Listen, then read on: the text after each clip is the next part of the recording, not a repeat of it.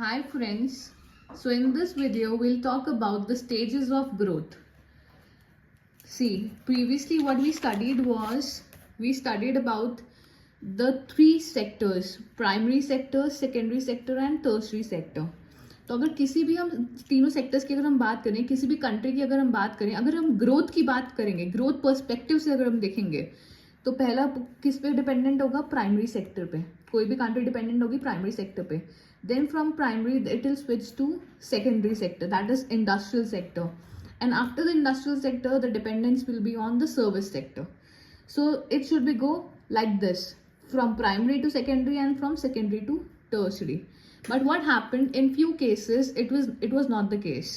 Like if we talk about India, it didn't go from primary to secondary, then from secondary to tertiary. It went from agricultural sector until directly to service sector. This was skipped in between. So we're going to talk about this in this particular lecture. Depending upon the country's development, a theory was proposed by W. Rostow. In which year? In 1960.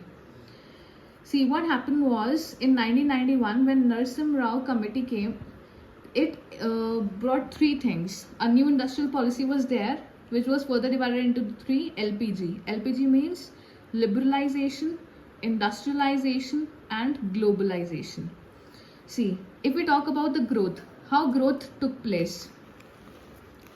If we talk about the developed countries, the economic growth, the economies used to grow like first it used to be dependent upon agriculture, then from agricultural till industrial sector, and then from industrial sector till service sector. But there were certain exceptions. What were the exceptions? Like several countries like India, Southeast Asian countries like Indonesia, Philippines, Thailand and Vietnam. These countries moved from agrarian stage to the service economy. मतलब ये जो countries थी, ये countries exceptions थी, ये agriculture से फिर industrial sector में, फिर industrial sector से service sector में नहीं आई. इन लोगों ने क्या करा? Directly agrarian stage से सीधा कौन सी stage में आ गए ये लोग? Service economy वाली. मतलब कौन सी चीज़ उन्होंने स्किप करी?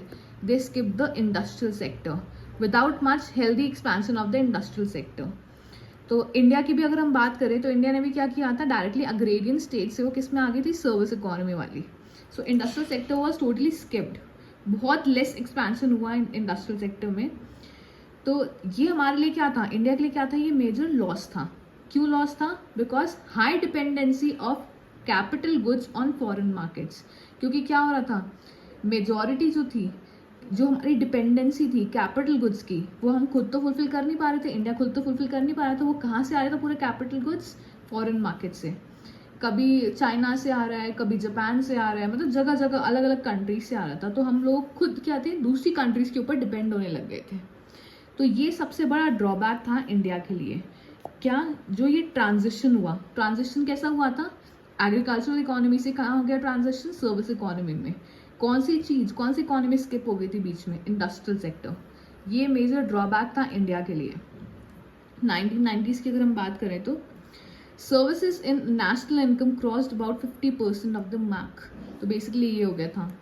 तो यहाँ पे हमने ग्रोथ की अगर हम बात करें, स्टेजेस ऑफ ग्रोथ, बेसिकली जो स्टेज ऑफ ग्रोथ होती है वो कैसी होती है? एग्रीकल्चर से लेकर ग्रोथ हुई पहले इंडस्ट्रियल सेक्टर में जाने की, इंडस्ट्रियल सेक्टर से सर्विस सेक्टर में. लेकिन यहाँ पे जो प्रपोज थ्योरी थी उसके अकॉर्डिंग अगर हम इंडिया की बात करें तो इंडिया की ऐसी ग्रोथ नहीं हुई थी. इंडिया की कैसी हुई थी? डायरेक्टली एग्रीकल्चर से कहाँ पे चली गई थी? वो सर्विस इकोनॉमी में. So this is very important. तो अभी के लिए हम इतना ही करेंगे, फिर हम लेके आएंगे आपके लिए next topic in the next lecture. See you then. Good bye.